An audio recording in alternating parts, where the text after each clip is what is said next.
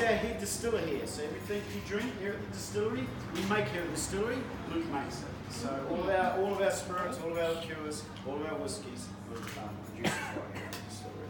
So there's nothing quite at 10:30 in the morning. That's really yummy. What's in here? In this? So it's our penny vodka, which is just like a grape-based vodka. It's our orange and ginger liqueur and some lime juice. Topped up with some soda on it, I can deal with this. Right. So, as I said, my grandfather, we start here because my grandfather hangs here in the distillery now. And you'll see him up here in this photo, behind you here, sir. He's drinking a whiskey. He drank whiskey every day of his life. He really enjoyed a whiskey. He was born in a little town in the South Island of New Zealand back in 1919. And unfortunately, his dad passed away before he was born. So at a young age, he was sent out to work by his mum. They had a small family farm. And they were sent out to work he was sent out to work to try and make some money to save that family farm. So at the age of 13 years old, he was out. He used to go to the local horse races. He used to buy big pencils and chop them up. Buy big pencils for a penny and chop the big pencils up into small ones and sell all the small ones for a penny. More than doubling his money. And that's where we get our 2 pencils gin from. That's where the name comes from. It's a multiple award-winning gin these days. It's won a lot of gold medals, silver medals.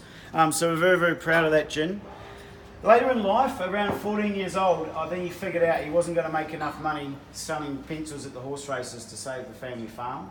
So he was looking for work, and a mate of his was looking for work at the same time. But if you can imagine, we're now in the late 1930s, and it was pretty tough growing up in the 1930s, alone as a boy with a young lad with no dad, and having to be the breadwinner of the small family farm. It was pretty tough. In this little town, Timaru, there was no work. So him and a mate found some work on another farm, but the farm was 65 miles away. So every Sunday night, after working all day on the family farm, he would bike the 65 miles to get to work for Monday morning. And then every Saturday night after he finished working on the farm, he would bike 65 miles back to the family farm because he needed to work on the family farm with his mum all day Sunday. So we think at 14 years old, you've got to be hard-arsed to bike 65 miles to get to work and back. And there wouldn't be too many 14-year-olds these days that would even accomplish that. And if you can imagine also in those days, there was no gear on the bikes. And the journey was up and downhill the whole way. In the winter time, very, very cold, snow, summertime, raining, windy, could be really hot as well. So the weather conditions were harsh enough, let alone having to bike for 65 miles to get to work. And not on a bitumen road. And not on a bitumen road. So we have our 65 miles gin, and it's our Navy strength gin. It's 57%, and that's because it's for the hard ass. Although it's very easy to drink. It was also the gin we designed for the whiskey drinker. We didn't have whiskey ready when we opened, and because my grandfather was a big whiskey drinker, we wanted to have something right at the beginning that someone who was used to drinking whiskey would enjoy drinking. And it's definitely a gin you can drink on the rocks, just neat. It's really, really, really good. Quite a different gin to what anyone else probably would have tasted before. Later in life, his garden was a really important place in the community. In fact, he would supply all of the vegetables and fruits that he could to the family, but also to the local community, the people in the community. And it was a place where in the afternoons you'd quite often see all the old boys sitting in the back garden, drinking away, solving the problems of the world, complaining about everything. So I remember as a young boy sitting out there and just loving just sitting there listening to them talk about all these things they used to talk about. And that's why we have our greenhouse gin. It was a real place my grandfather really enjoyed hanging out with his mates in the local community. Back in December last year, we released our penny vodka, which is some penny vodka in the drink you guys are just having. Well, it's called penny because obviously he was making pennies in those days, not dollars. Every single thing we have here at the distillery has a name from his life story. So his life story is under the photo here. It's also on our website, on the back of our menus, which you'll see. That story was written by my mum and her 2 sisters for his 90th birthday. They did like a This Is Your Life book for his 90th birthday. We added a little bit to the end of the story, some of the eulogy from his wedding, from his funeral, sorry. And we literally took that story that they wrote and we've made that into the homage for him today, which is the distillery here, Granddad Jack's Distillery. Is that him? That's him there as well, yep. So everything we have in the future, all of our new spirits, all of our current spirits, all have a name from his life story. If you have a look right up the top here, the very, very top shelf, is all of the very first bottle of spirit we ever produce and label and bottle. Of every single spirit we do, the very first bottle is up the top. It won't be touched. The second shelf up there is all the R&D stuff Luke is either working on or worked on or completed. You'll see they don't have labels, but there's different tags and stuff on them. There's a whole lot of different spirits up there. Some of those new ones will come out in the few months to come. Some have come out already. And then there's other 3 shelves here. You see all the little 200ml bottles, and they've all got labels on them. Every single label is different. Every single label has a different name, and they are all the people who have made gin here at the distillery this year so far. We do a distillery experience on the first and last Thursday of every month. It's only 6 people, and you come and you work one-on-one with Luke, and you sit in front of your own copper still, and you produce your own whiskey from your own gin from scratch. Wow. And at the end of the night, you go home with your own 500ml bottle of gin, and there's 200ml left, and we keep it here. And then we're going to bring, later in the year, we're going to bring some gin critics in, and they're going to taste all these, and they're going to decide who has made the best gin in the last 12 months. And whoever's made that best gin will be invited back to work with us here, our design team and Luke, to produce a special edition spirit, which we'll release here at the distillery. We can have a Gold Coast Rotary gin. Yeah. If you want to follow me, we're just going to come round out the front here now. So this is going to be a little bit of a squeeze, but let's squeeze in. It's the goal. Bring your drinks through.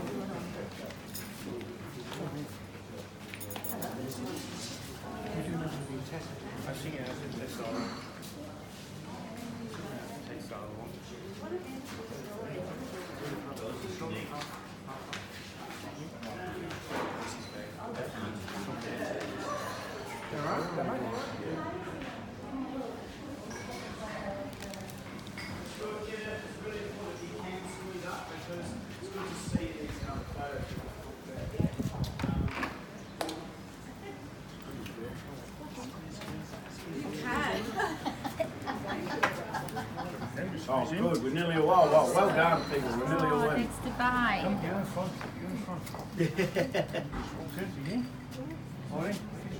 Perfect. Okay. Can you see all right there? Come closer.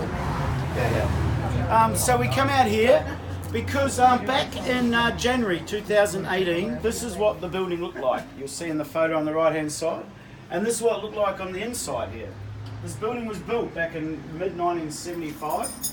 It started its life as a car wrecker, and after the car wrecker left, it's been many different board shops. The last board shop that was in here was called Bravo Boards, and they produced all the nippers boards for the local surf lifesaving and did a lot of repairs. I don't think since 1975 anyone had cleaned it. We took about 14 large skips out of the place, and there was that much dust here for weeks and weeks and weeks. Just when we thought the dust had gone, the dust kept coming back from somewhere. Today, the only original things in the building are the foundations, the floor we're standing on, and the external walls. Nothing else was here on January 15, 2018. We built the distillery like this with all the recycled hardwood, all the beams, everything we found, in the way my grandfather would have done it. He was never able in life to build a new family home. All the family homes always built from whatever he could find in the local neighbourhood. He never had the money to build with new materials. So his family homes, you'd see bricks on one side, blocks on the other, different shaped windows, iron, tiles, whatever he could find is what he'd do. So it's really, really important to us to build the distillery in the exact same way he would have. So everything you see here, all the recycled material, all come from this neighbourhood. All come from this postcode 4220. Nothing, zero from outside of 4220. In fact, we found the shop front that you're standing in front of here and a property just at the back of Burleigh. And the lady was walking us down to the backyard and she was telling us it's down here in between the 2 trees. And she told us that her husband had brought this back to the property in 1975, and to this day she still didn't know why the hell he had brought it back. And he had since passed away. So at this point we're thinking this thing's going to be no good. Like, it's been out here since 1975. It's between these 2 trees. It's no good. But look at it. That's what it was like. Amazing. Just amazing. So it was there that long that if you have a look in the windows, you'll see the big crosses. Those was where the tape had been on, and the tape had been there for that long. It's eaten into the glass, and we can't get it out, which is also, we think, is a very, very cool cool part of the story. After we brought it back here, a few weeks later, the lady came in with a little notebook of her husband's. And she showed us in the little notebook that he had taken it from a shop in the main street of Burleigh in James Street in 1975. And he had paid £20. He had wrote £20. Obviously in those days it was still dollars, but he was still working with pounds. This whole shop front opens up when we're in production. This doesn't look like this all the time, only when we're open to the public. We use the whole facility for production. We do our bottling, our labelling, our manufacturing, all in the whole facility. So this shop front is on big hinges and wheels, and it completely opens back up that way. And we unload the trucks and bottles and pallets of bottles and all that stuff from the street, and we drive the forklift in through here, and we drive the forklift out of here. So we use absolutely every part of the distillery we possibly can.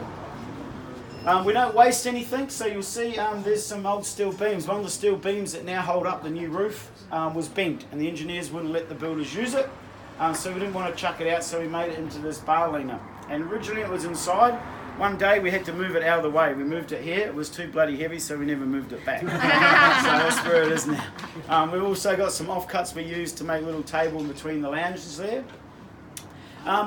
We've broken a few records that we weren't aware of when we opened. Number one, we're the fastest ever distillery to open in Australia currently.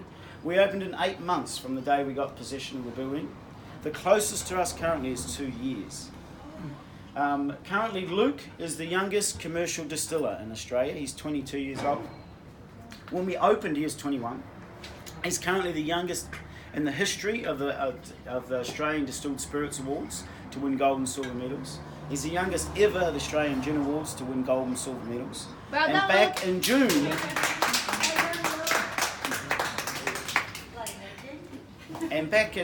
June this year, he became the youngest in the history of the London Spirits Awards to win a medal. Wow. Wow. Yeah. How old is he? 22.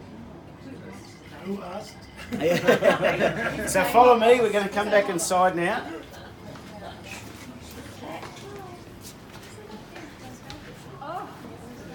So we're going to come around the barrel room, so if anyone wants to join around, some people can come in and the rest of you can sort of stand down here, and I'll do my best to make a lot of noise.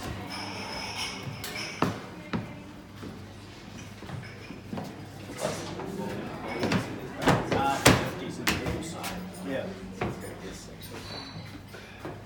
So come on in guys, if you can, get in nice and close, come on. Is this origin or hospital? I'm going to tell you everything, don't worry. Come on in, nice and close, people! Come on, people. Come on, people. Yeah. Come on, go. Come down this way a bit. Come Yeah. on inside. You can That's stand all right. here. You can be my helper here. You can wind more up. How about you help me?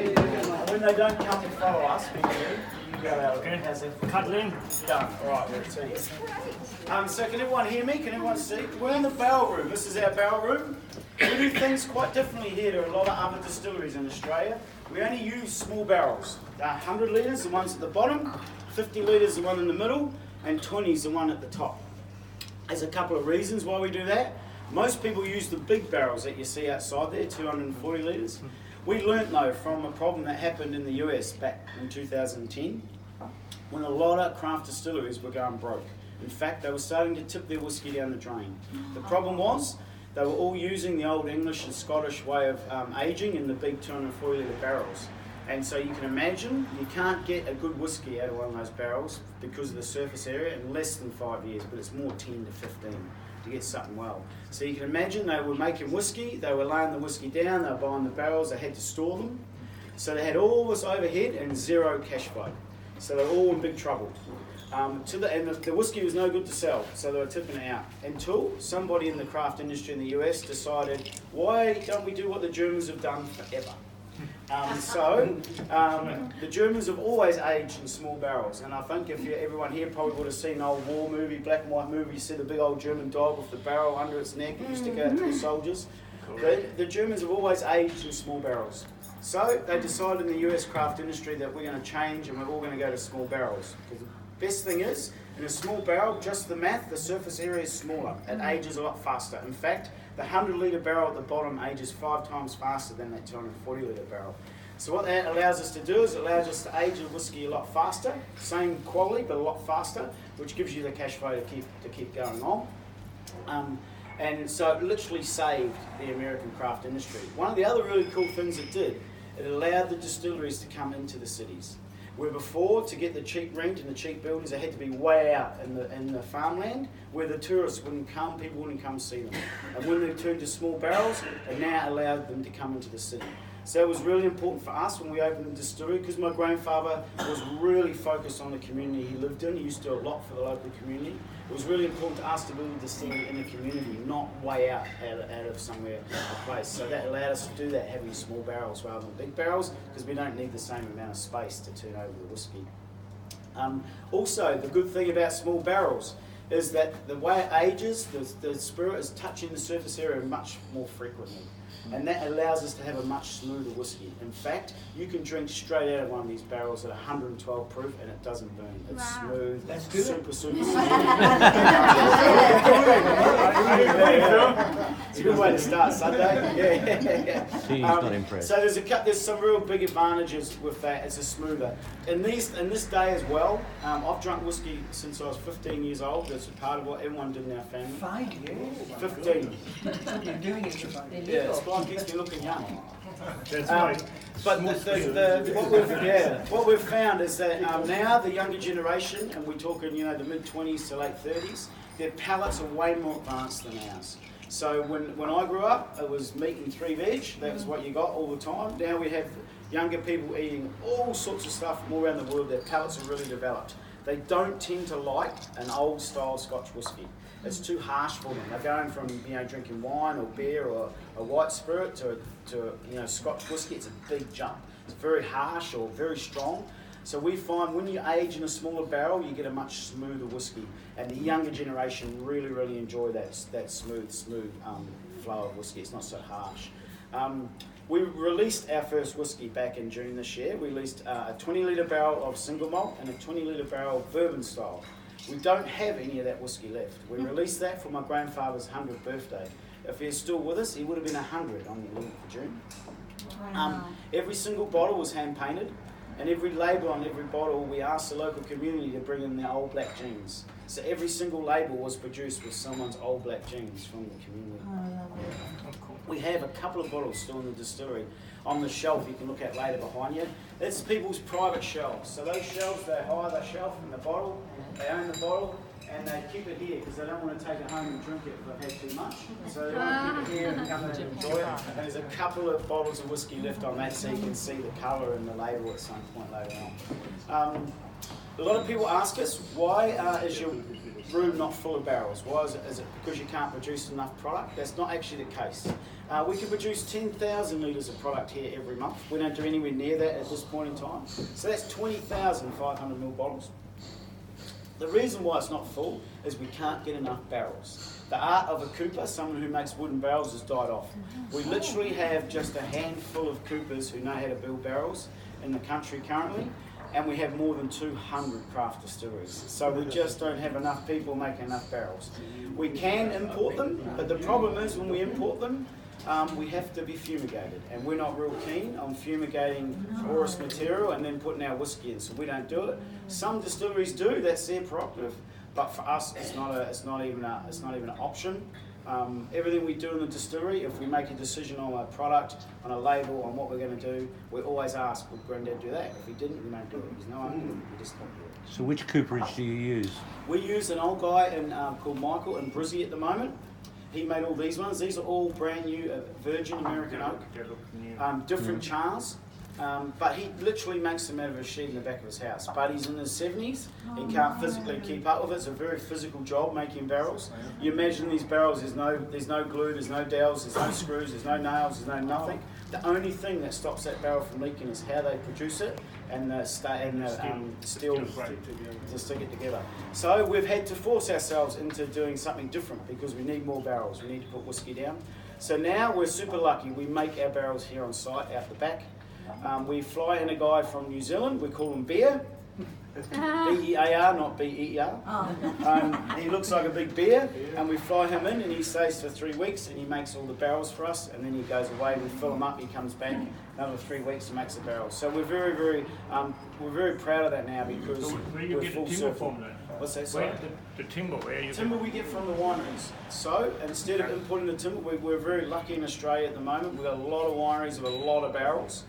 So we take the big 240 litre barrels and they cut those down and make them into hundreds and 50s and 20s. There's a mathematical, there's an art to doing it. It's not simple, unfortunately. No, because the temperature's different. No, you've got to, everything's different, every barrel's different, so it's quite an art, but it's really fun to see them do it. It's an amazing skill. Can't we use better barrels? Yeah, we reuse our barrels, for sure. Yeah, we use our barrels. Yeah, we reuse them. You get quite a few out of it, and then what we can do is we whack the straps off, and then if we're at a point in the barrel where we don't want to have that same flavour coming through, then we can shave the inside. So we shave the inside, we take out everything that's soaked in, 2 or 3 mil. and we re-char it, and to whatever Luke will want to char it, medium, half char, and then it will go back in. But the cool thing now is that our barrels are made here on site. We make the whiskey that goes in our barrel on site. We put the whiskey in the barrel on site. We age it here on site. We bottle it here on site. We sell it on site. We're 100% full circle. What sort of Which timber is is really, it? really cool. These new barrels we've got out the back that he's just finished French oak. This is all American oak. You can't use every oak because it's got to have the right grain. Otherwise, it leaks. So there's only very French. Did you say French? French, yep, French and American oak. There's a few other oaks, but not every oak you can use. And you can't use every American oak either. There's only different types of You American can oak. only age in timber. Yes, you can only age through stainless this. steel or aluminum or anything or glass. There are some people now, what they do is they age in stainless steel, aluminium, mainly stainless. But what they do is they put wood chips in there to age it. Because the wood gives you the colour and the flavour, right? When the whiskey comes off the still, it's clear like a gin. It only gets its colour from the barrel, from the wood, yeah. So does anyone got any questions about barrels? Yes. There is some leaking here. Is that a... They do leak a little bit, but what they tend to do is they reseal themselves. And they'll leak a little bit and then they'll seal it back up. The timber swells and we'll seal it up. Every now and again we get one that doesn't seal, my glasses. So we use beeswax to seal it. Does it change in the summer from the heat? Yes, it does. So we expands, yeah. So we also have a lot of people coming here and they ask us, is your whiskey going to be like a Scotch whiskey, Tasmanian whiskey, South Australian whiskey, Japanese whiskey, Irish? We go, no, we're Gold Coast whiskey. And there's a very, very good reason for that, right? One, we use the small barrels, it's lots of other people don't. But the flavour profile on aging whiskey has a massive part to play with temperature. So the bigger temperature variation you have during the aging process, from hot to cold, changes the flavour of the whiskey dramatically. It has a massive impact to it. Here on the Gold Coast, we don't have that variation. This is the roof. In the summer, you can't touch that. We wanted our whiskey to age like we do in the Gold Coast, and we're the only distillery that's 2 minutes walk from the ocean. So our humidity, our air pressure, our temperature is quite different to Tasmania, to South Australia, to Scotland. So we have a very unique Gold Coast whiskey that you can't reproduce. The other thing is too, we only release barrel by barrel. Big brands will get 20, 30, 40, 100 barrels, blend them in big tanks, then bottle from that tank. We don't. When we release a whiskey, it's just out of that barrel. You'll never ever get the same whiskey again. So when it's done, it's done. There's no more of that same whiskey ever. You said the barrels were made here, so do the coopers? Do they We come fly out the here? cooper in. Yeah, Yep. From New Zealand. How many people? One. Right. Yep, he goes 3 weeks. He can make, the last 3 weeks he's here, he made 1,100 litre barrels. From scratch, charred, new charred, scraped, everything. Only 11. It took him 3 weeks to do 11. Hey? So he's working 7 days a week. Wow. If you go to the cooperage at Yalumba or John's.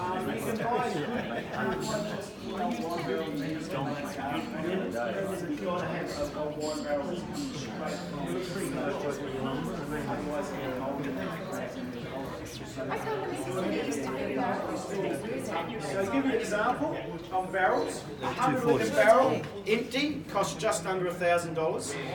A 50-litre barrel costs just under $800, and a 20-litre barrel costs just under $600 empty. They're not cheap. In this room, when it's full of barrels and full of whiskey, there's $250,000 worth of stuff, and just in this little room standing here. Have you got I should have a good special alarm. machinery here to make the barrels? Yeah, most of it's done by hand. Most of it's done by Just by hand. hand, yeah. Also, does anyone know about, we have mega security here, you'd be surprised. Does anyone know about excise tax? It's the tax we pay on alcohol here. Yeah. Well, currently we're the number 2 most expensive country in the world to have a drink. Only Singapore beats us, but we'll beat them no problem, hands down, by this time next year. Easy. And the reason why is our tax at federal level here is legislated for excise tax to go up twice a year forever. It goes up in February and August. So currently we pay $85.87 per litre of alcohol. Wow. To put that in perspective, Singapore is currently $88, but they're capped. We're not. Oh no. In the UK, it's £12 a litre. In Singapore, it's $5 a litre. In the US, it's $5 a gallon. Wow. We here in Australia are not even anywhere near the rest of the world, and in fact, it's a tax that our government has swept under the carpet forever, because most consumers, including myself before we started a distillery, I used to always think that this bloody bar and this restaurant that I went to last year cost me $10 for a drink. Now it's costing me 14, making a fortune, those bastards. But they're not. They're not. The only people in this country that are making a fortune out of alcohol is the tax office, right? And they are out of control with it. To put that in more perspective, if you go currently at the current tax rate, excise tax rate, if you go to any bar restaurant in Australia, you buy a glass like that of gin and tonic, and it's 40%, which is a normal standard, and you buy 5, the math works out to be that 4 of them is the tax man's, 1 yours. We produce here at the distillery a 500ml bottle of gin.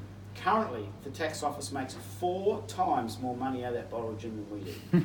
It costs less to produce it, including the labour, than the excise tax component in the bottle. You're going to have to put Yeah, we're still a bunch of We can't alcoholics. put the price up, right? We can't put it up. So, the way...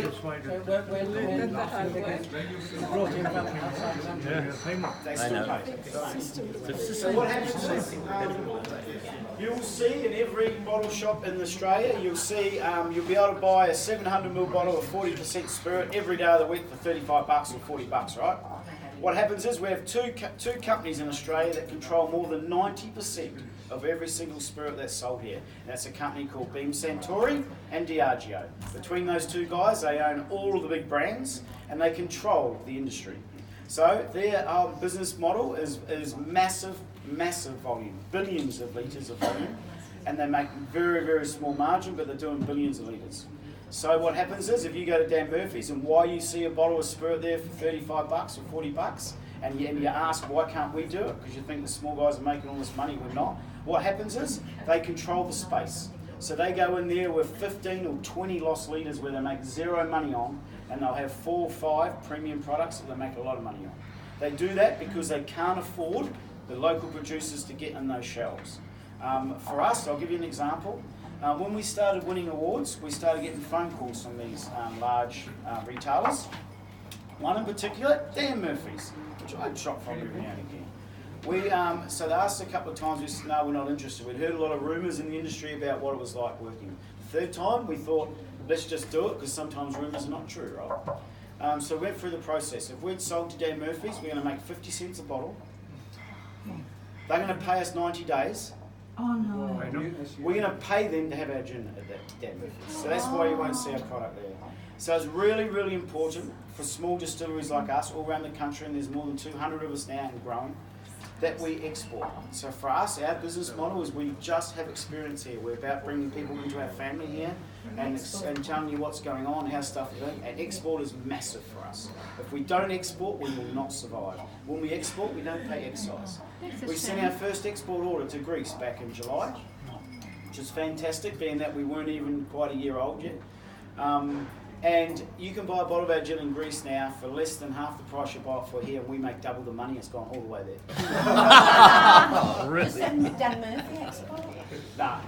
So That's amazing. are they in competition? Dan Murphy's is a retailer, so Dan Murphy's is owned by Woolworths, and Super Liquor and First Choice are owned by Coles. So if we think about Diageo and Beam Suntory, the big international spirit brands, control 90% of all booze sold, spirit sold in Australia. Coles and Dan Murphy's, between the two of them, Coles and Woolies, control more than 70% of the total booze market. So are you saying all the suppliers to Dan Murphy and First Liquor are not making any money? They're not making any money. In fact, I'm on the board of the Australian Distillers Association, us small guys. We have members on there that purely make a decision to sell Dan Murphy's to build their brand. So they literally cost them a fortune to build their brand.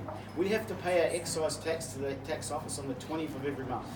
So you imagine we send a pallet load of product out that we make 50 cents on, we get paid 90 days, we've had to pay the excise on that month.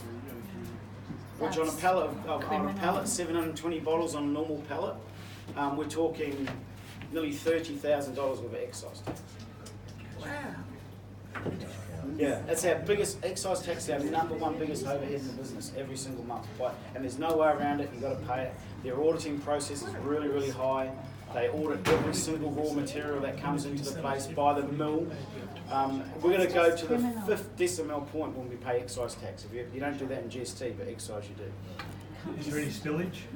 You can, but you've got to report it, and you've got to have photos of it, and you've got to fill out 1 million forms. So the reality is, in a small family business like us, the time it would take us to report a spill of 50 mils or 100 mils, it's not worth. And nobody can There's some steal spilling your down here idea. now.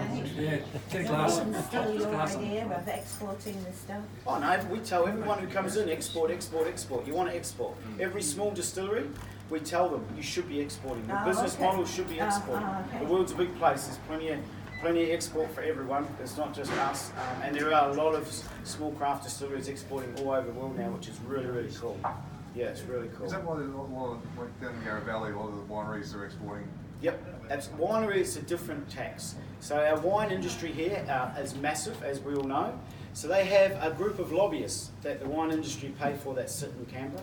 And those guys have done an amazing job over the last 20, 30 years of lobbying government. And so wine doesn't have excise tax. Wine has called wet tax. So it's a very smart way of saying there's no tax on wine.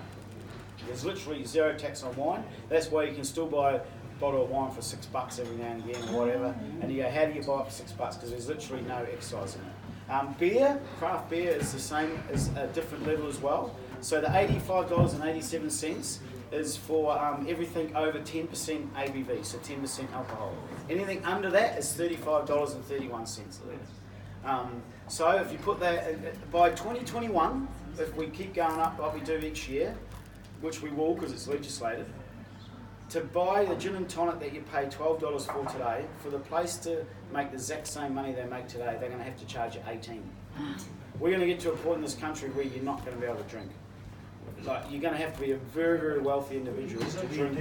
At which point the government will recognise that The government's and bring it actually down not, a bit. yeah, they're not actually that smart, let's face it. That's not their intention. Their intention in the government, and I'm lucky because I sit on the board of the Australian Distillers Association, I get to deal directly with these fools in the tax office. And when we have these meetings with them, they are so stupid that they're just aggressive about making money. They're just so aggressive. Aggressive. All they care about is getting every last cent. They come to us, their systems aren't really well done as well, so there's opportunity for really small organisations, distilleries to make mistakes. So their biggest thing is that they don't want people to make mistakes, but yet they don't have a really good system. So they're just super aggressive. The legislation? There is only from us as voters, and I'll give you a strange example of that. Before the election last year, the federal election, I visited 4 federal people that were wanting to get voted in this area. All 4 knew there was such a thing as excise tax, but not one of them knew how much it was. Out of the 4, 3 of them, when I told them, told me, that's not right, Dave, it's not, there can't be that much. I had to get their own tax office webpage up, so there it is right there. And they all looked, so even our politicians have no freaking clue what it is, but between excise tax on alcohol and cigarettes, it contributes close to 40% of all federal income in Australia currently. 40%. So that's why, let's face it, none of those guys in Canberra are that smart to lose any of that without, they can't control what they've got now, right? So they're not going, so it's You going to be get much support from the general public anyway. and we get you're massive support from the general public. People will see that as a healthy, like trying to stop people from drinking too much or smoking. I think that's a myth, right? I think smoking's a different thing. I think what the pollies have been really good at doing, and some organisations have been really good at lobbying and saying drinking's bad, drinking's bad. Let me tell you from my heart, I've been in this game for a long, long time, not distilling, but in the hospitality industry. Back in the day, when people were drinking, you never had big issues. You got someone drunk, someone was drunk. Most people, 99% of people, when they've had too much to drink, are pretty lazy and have only one or few argue. What the problem is now is that alcohol has become so expensive because we have this crazy small group of people that say don't drink, don't drink. And now we have all these young people buying freaking drugs, $4 on the corner. They don't know what's in it. So now in the industry, we're having to deal with crazy people on stuff that no one knows what they've taken, who get out of control, who are very aggressive, very violent. So it's not alcohol that's causing the problem. The excise tax and being so expensive is what's causing the problem. In fact, we see now in the industry, the government will put out paperwork say revenue on alcohol sales is up. That's correct. Volume is down more than 50% in the last 10 years. Oh my God. Revenue's only up because excise goes up twice a year. So that's the problem. So we're not getting, as consumers, we're not getting the full story from government because it's such a massive part of their pie. They want us to all think that drinking's bad and people are over drinking, binge drinking. I can tell you from my own experience firsthand, people do not binge drink. Most people in our communities these days do not binge drink. In fact, when I was a 20-year-old, I would always go buy a carton of beer. Every time, right? I would never not buy a carton. Do you know what happens now? We can see by the sales data that we create in the industry that people have gone from buying cartons to buying 4-packs. The younger generation will much rather drink something of quality and less of it than buy a carton and just binge drink all day. If you have a look now, most things are in 4-packs, all craft beer, all really good products are now in 4-packs or 2-packs or maximum 6-packs. You don't very often see cartons. So that we do get the wrong story as consumers, but we get that because they all want us to think that excise is good and we're saving our community. In fact, what we need to do is get onto the drug issue because that's really harming our community. The amount of people I see out of control. It's everybody, right? It's our staff in the industry. Our staff now, where they could manage drunk people by talking to them and getting, having a good yarn to them, and they'd all go home. We can't do that anymore with these people on drugs. They are completely unreasonable, they're aggressive. So it's a flow down for our whole industry, which is really, really sad. So as communities, we just need to focus more on sorting this drug craziness out that no one's paying tax on, which is funny. It all seems too hard for the government. Yeah. So they can't get the revenue, right? So it's way easier for them. It's way easier for them to target something that they can get the revenue from than try and fix something that's getting out of control. It's really sad in our community, but we can only all think about it and all help, which is, if we all do a little bit, then... You stopped smoking, didn't they, which was good, but it's hard to stop the drug. Drugs is tough. Drugs is Well, tough. So, Dave, was water play a part in your quality of water play a part? It's quality of water plays a part when we're reducing the product. So when we put it off the still, it becomes around 70, 80%, sometimes 90% on the distillation. So to make a 37% gin like our greenhouse, we have to reduce that. We reduce that by using really high quality filtered water, but filtered water that we control. So the myth is, which is really good marketing by the guys down in Tassie, and good on to them. I say bloody good on them because I've used it right. And in Scotland they do as well. There's distilleries in Scotland say, I've got this beautiful stream running about my distillery. It doesn't matter when you're making a distillation. And you know why? Because we're boiling it like a pot. And when you boil, you only get the very best out of it. So what's the quality of the water that might be in the beer when we're making whiskey or whatever, that doesn't matter at the beginning because it all disappears through the process anyway. It only matters when we come to reducing it to the right alcohol content. Yeah. So we're going to move to the end of the stairs here now.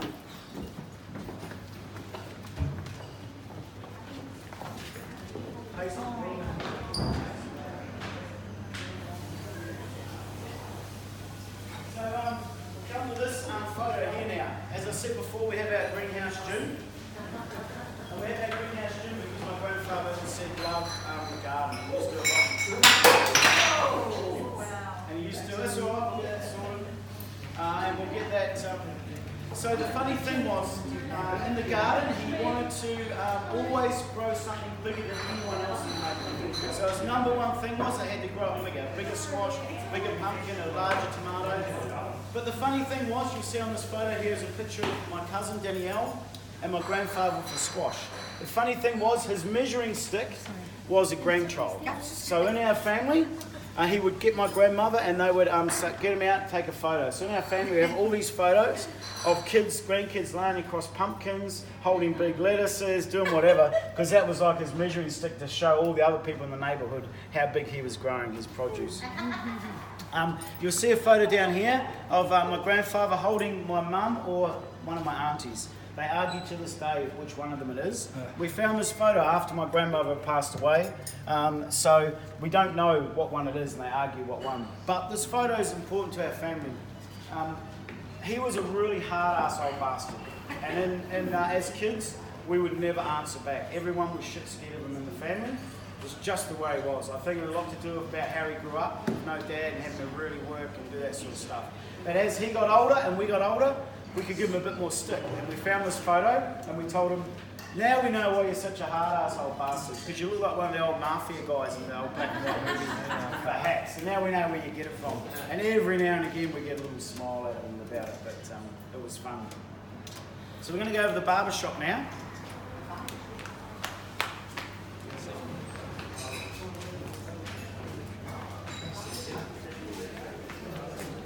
So come in close, there's a couple of photos here you might want to see.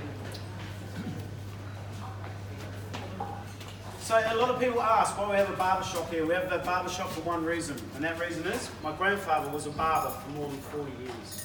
He learned to be a barber back in World War II when he couldn't get in the military. He was really annoyed about it. He was less than 5 foot, so they wouldn't let him in because he was too short. And you'd imagine back in those days, it wasn't a real good thing in the community when you were a male and you weren't heading off to war. You were seen as sort of the downside of the community, and he wasn't real happy about that. So at the time, he was living beside a military camp full of American soldiers. So he thought the only way he could help out in the war was to learn how to cut all the soldiers' hair. So he was self-taught barber back in World War II. After the war, he spent a little bit of time working in local freezer works, but then found a barber shop standing empty. And he took that barber shop over and didn't leave there for 48 odd years. You'll see a photo of him up in this cabinet here if you want to come in. And that photo is of him walking through the barber shop with the barber pole. Every morning he would walk through the barber shop, he would lean the barber pole outside, and you'll see a photo on the wall there of that barber pole being linked outside the barber shop around here with him and my grandmother. And every night he'd tell the neighbourhood he's open for business. Every night he'd bring it back in, tell the neighbourhood he's closed. We have that barber pole. This is the original barber pole. It's now more than 100 years old. This barber pole was in the barber shop when he found it standing empty, and we're really lucky that the rest of our family have allowed us to have it here. There's a lot of other memorabilia in here. There's original electric shears, the only pair of electric shears he ever had, and a whole lot of other stuff. Down here, there's a photo of our family at his funeral. My mum is the one holding the bottle of whiskey on the right-hand side. But one of the cool things I think in here is this packet of cigars. There's a packet of cigars there that we found under his bed in a box. The cigars have never ever been opened. The fine plastic film was still on the cigar. So we got interested in why that was. And we looked up, we found that the brand was an American brand, but was produced back in the 1930s, 1940s. It's no longer produced. But the really interesting thing, on the side of that box there you'll see is a little white sticker, and it says US military tax exempt. We thought that's really strange. So we looked up and we found that back in World War II, the American soldiers were given so much tobacco when they left for war that when they come to countries here like Australia, New Zealand and other countries where they were just protecting, they weren't fighting, they were being taxed because these soldiers had so much of it. So the US government had to start putting these little stickers on, US military tax exempt.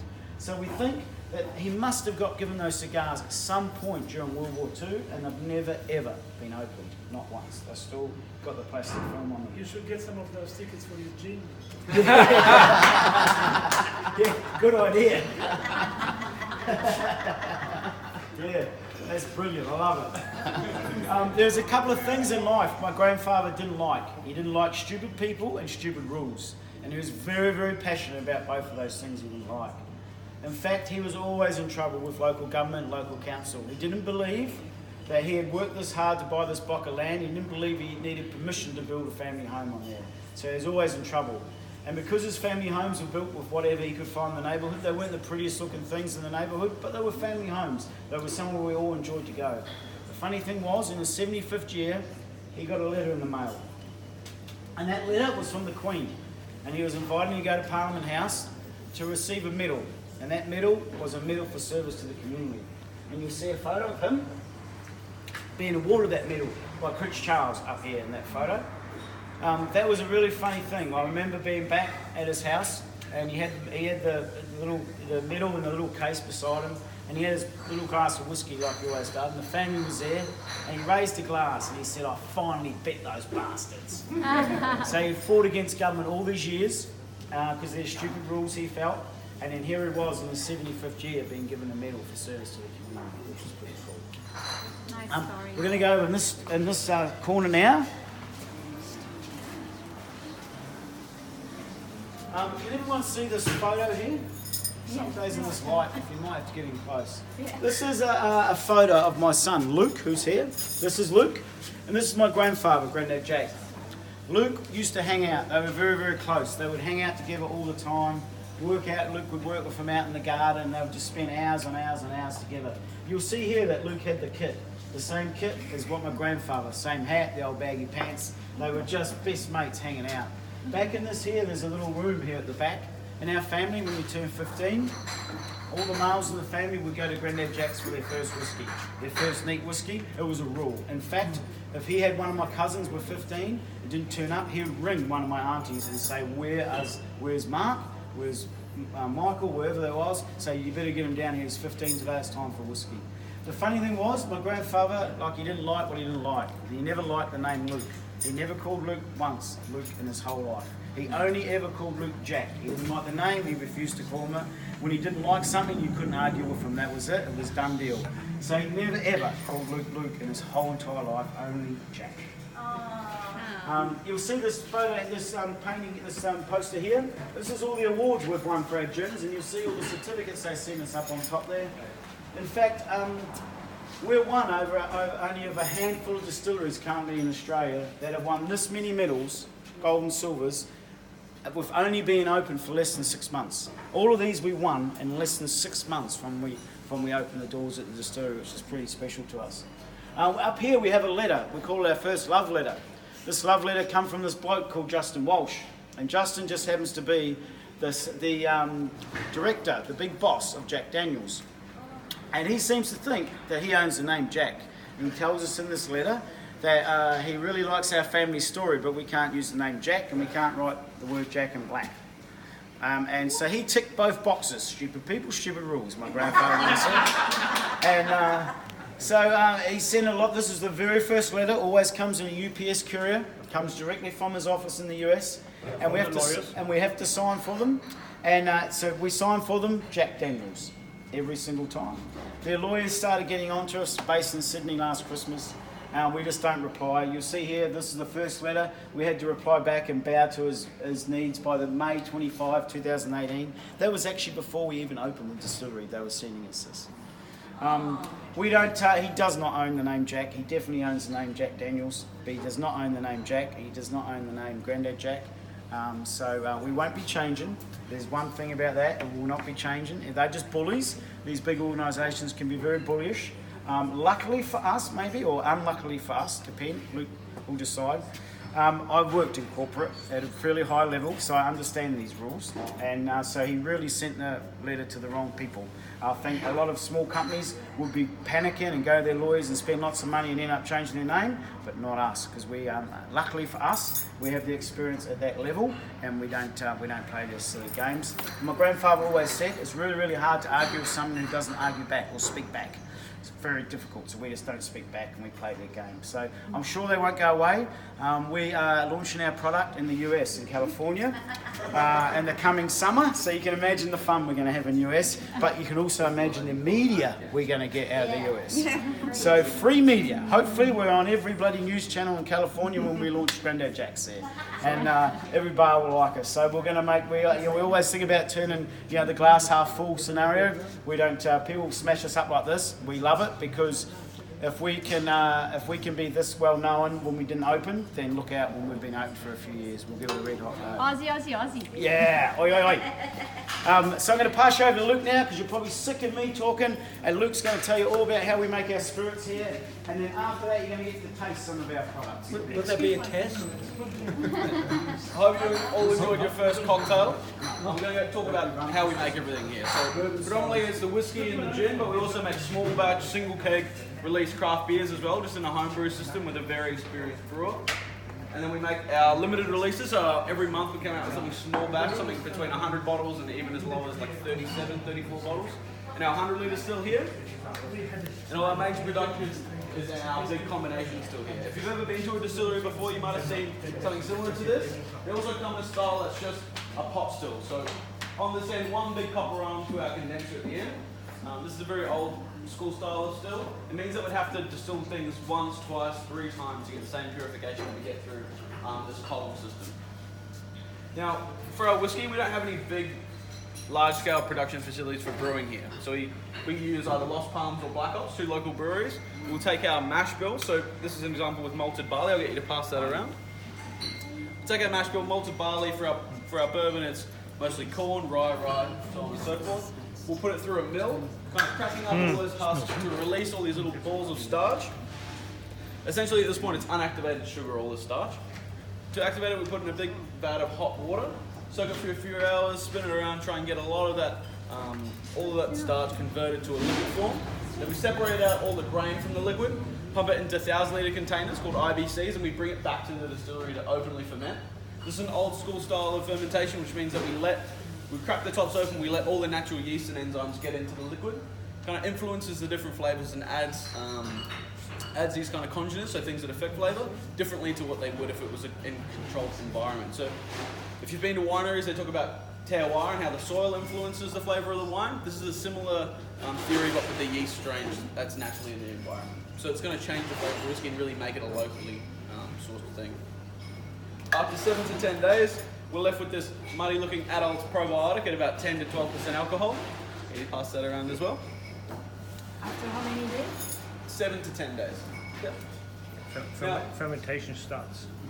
Yep, so it starts straight away as it's back here, it starts fermenting, no problem at all. Then we pump it into our 1,000 litre still, 1,200 litre still, about 1,000 litres of it. They can heat stills a few different ways. You can do direct flame, so like a burner underneath. You can do electric elements like your kettle at home. Or for us, we do a steam boiler. So we have a steam boiler that shoots steam around the jacket of the still, heating it all pretty evenly. Now ethanol evaporates at 78.3 degrees when water's at 100. So as we start heating it up, you get all these different particles and elements turning into vapor and then traveling through the still. This is where we get to kind of divert it into whatever channel we like. We can use it as a traditional pot still if we want to, or we can put it into the first column here for our whiskey. Now what these columns do is basically they're like having this stacked on top of each other. Vapor enters in the bottom here and naturally wants to rise. That stainless part at the top is filled with constantly cold running water, which means that anything that's at a high temperature is going to stay below it or head back to the pot of the still. As we keep running the still, keep forcing vapor into there, it gets a good sense of separation. So we're separating different particles of alcohol by their boiling point. The stuff at the very top chamber is going to have the lowest boiling point, stuff like your methanols, your essential alcohols, all the really dangerous stuff that makes people go blind or get sick. The middle sections is going to be all the ethanol that we use for the whiskey, the stuff that we put in the barrels afterwards. And the bottom stuff is the highest boiling point, all the fatty acids, the proteins, all that stuff. As we start to turn the flow of water down, naturally heats up, and then the vapor travels over the top and out of our carrot at this end. As a clear liquid at this point, between 65 and 75% alcohol. Now this process from there to there, by the time we're finished, is about 12 to 13 hours for a whiskey. And then we put it straight in the barrels whenever it comes out here. It'll keep changing as it gets less and less alcohol in the pot of the still. Now the most important part, the part that is up to the distiller, is the cut. As the liquid starts to come out here, it comes out in 3 distinctive sections. Your heads, like it's cut up in there, all the nasty stuff we actually use for sanitizing and cleaning. You want to cut that out of the spirit that you guys end up drinking. The whiskey or the ethanol in the middle is called the hearts. You put that straight into barrels, and the end section is called the tails. Now the tails is an interesting section, is some of it can be put back into the hearts. It's still full of alcohol, but it is full of some like astringency. So we end up cutting that one section into maybe 12, 13 different slices and tasting and smelling to see if any of those slices will actually add a good and interesting characteristic to the whiskey. If we feel that they do, we'll add them in. If they don't, they'll just get put into the next batch of whiskey and redistilled for that alcohol. Now the gin that we make here is quite different. We don't make our gin on grain. You can actually make gin and vodka. You can make it on grain, you can make it out of cane spirit, you can make it on potatoes. There's even a company in the States that makes it from picked up, like used goods from bakeries, so from cupcakes and stuff like that. They'll re-ferment all those and make gin and vodka out of that. We actually make ours from grapes. So every year when they do the vintage in South Australia, they're collecting up all those grapes, they're squishing them out. They're left over with what's called grape marc, so seeds, stems, skins, that's still full of sugar. If it's got sugar, you can make alcohol out of it. So, they collect about hundreds and thousands of tons of this stuff. They'll ferment it to about 4% alcohol, so they don't get much out of it, but enough to make all this high-grade organic ethanol that we buy in from South Australia. We get totes, so 1,000-litre containers of that, at 96.1%. We put about 50% of the still's capacity, so about 500 litres of it, into the still, 500 litres of water. So instead of distilling the whiskey at 10 to 12%, we're distilling something at about 46%, so much higher. Meaning it still runs a lot more volume through and a little bit quicker. It also means that we can put it through this tall column here. Now the higher the column, the more plates it has, the less conjugates, so less things that affect flavour, so the more neutral you can get the spirit, and the higher in alcohol as well. So as the whiskey comes off between 65 and 75, the gin and the vodka is always between 90 and 92% alcohol, so really nice and high. Now the only difference between the vodka and the gin are these little berries here. These are juniper berries. You can take them out, you can crack them open if you like. This is the only thing that makes gin gin. You can infuse these in a few different ways. Predominantly though, you can do maceration. So before, while or after you're distilling the product, you can sit it in the ethanol. You can let it soak out all its goodness. So this is an example with lemons. It's kind of completely taken out all the colour and the juice from the lemon, but it's soaked up some of the impurities in the ethanol as well. So we do this pre-distillation with cucumbers for our greenhouse. So you notice it's kind of a really light tanniny from the cucumber. It's more of a friendly spirit to start off with. Then you can do vapor infusion, which is this. It's a hop sock that brewers use. We'll put in all our dried ingredients, our juniper, our lemon myrtle that we use in our greenhouse as well. We use some rosehip. Lady stockings. You can use that's lady it. stocking as well. Exactly. So we tie that one up, we put it in our gin basket over here, and then we force all that hot ethanol straight through that gin basket, steaming all those ingredients and kind of collecting all that flavour as it goes by. So it's pretty instant because it's just constantly flying, so we're not stopping it. So it's just, as it travels through, it's collecting all that flavour. A distillation for gin at the highest volume that we can do is about 15 hours, so it's quite a long time. But we're producing 12, 1,300 bottles per batch, per fill. So it's quite a lot of alcohol in one sitting. So we try and use those to the point where they're either taking up too much character or it's not worth it. They kind of get stiff and hard, and then we use over that time. But we change those baskets out up to 5 times during the distillation. Because there's fresh citrus in there, it can dry out and kind of add some astringency as well, so we keep an eye on that and kind of continuously flow through the different utensils. Now once it's coming out of here at that 90-92% alcohol, we'll put it in a big tank like one of these. We'll let it bond, which means all the oils that have come through the distillation all sit together. Now it's the same process with the heads and the tails. We'll cut some off, we might back add some, and then we'll leave some for the next distillation. We'll let them bond for a few days, then we'll add some water. We'll do some calculations to figure out exactly how much water we have to add for bottling proof, so to get from that 90% down to, for our greenhouse, 37, for our 2 pencils, 40%, and for our Navy strength, it's at 57. So it's all these different particles, all these different styles of alcohol. We'll then leave it for another 2 weeks and then bottle it straight from that. So the bonding period is really what means that everything's pretty consistent in flavour from that batch. In the bottle, it'll do the same thing. So that bottle, the longer it stays there to a certain point, it'll all bond with itself pretty well. Now, I've set up a lot of little tasters over there, so if you all find your seat, there's 1 paddle per person, per 20 of you. So there's 2 tonics, 3 gins. If you all sit down, I'll come around and explain what to do with the water from now, alright? I saw one. Chinese 5-star. What do you use? So this is star anise. We use that in our Navy strength. Our Navy strength gin. Yeah, we use the star anise.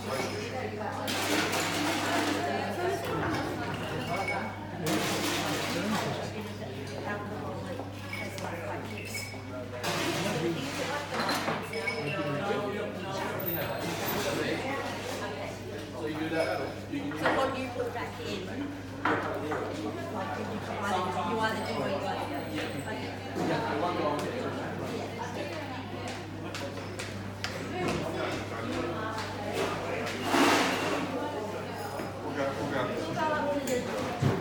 What barrel room?